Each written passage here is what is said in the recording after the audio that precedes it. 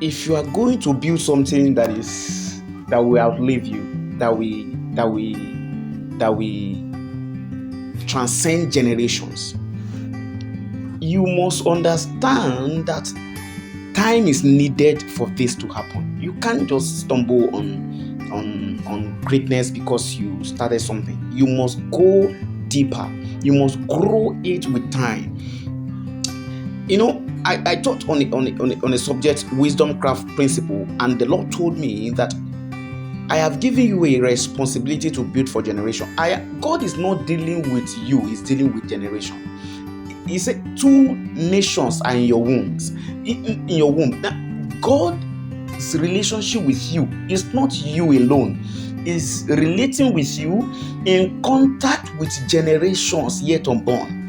So if you're going to build anything worthwhile, you must follow God with wisdom. Pressure will come. He told me that men will pressure you and they will make you look like you are slow. They will make you look like you are not wise enough.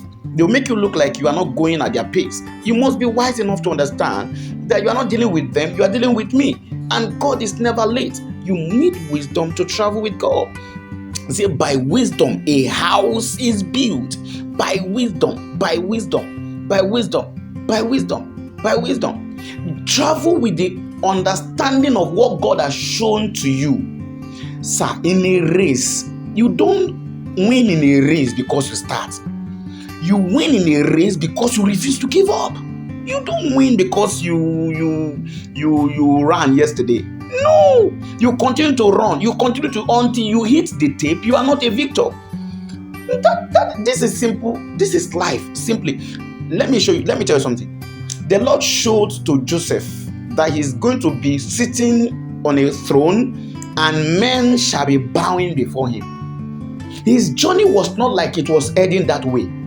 To every natural man that is very wise in their mind, they will consider Joseph a failure. They will consider him a failure. Well, how do you make of this? You have been, you have seen a vision of you being great. You have seen a great tomorrow before you, and this is you, right, as a slave. That's enough. That's enough a failure. That's enough a reason to throw in the towel. But not just that, you have been locked up in prison again from being a slave. You are now oh my, that's the end. That's the end. For every wise, every right thinking human being and wise man, we consider him a failure. That is life. That is life. And if you look at them, if you travel with them, you will fail.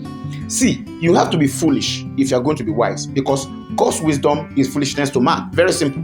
Very simple. If you are going to follow God to the end, you must learn how to be foolish and allow men to be men. Men are men and God is God, because he used foolish things to confound the wise. That is how God is. Sir, no one will ever take anything from the Spirit if you are not totally grounded. Sir, it took Jesus to die and enter the belly of the ground to be able to ascend the throne. It is not for everybody. So you better travel abroad. Go to abroad and go and get a job and do, or go and look for a good job. If you are going to travel with God and touch spiritual substance, you are going to die. That is, your strength will fail, your wisdom will fail you. You will come to a point where you know that is it that God or nothing? Is it that is God or nothing?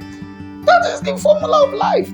Is it that you run and conquer or you fail? It's not everybody that starts a race that ever come to win. You can start a race and you will not win. So, and if you want to win, you must play, you must be determined, dedicated, resilient, and unwavering. You know where you are going. You have seen, who for the joy that was set before him, he endured the cross. There was something to endure. There was something that, probably you already carry your own cross. Please don't give up. Don't give up. If no natural man can touch spiritual substance, hold that.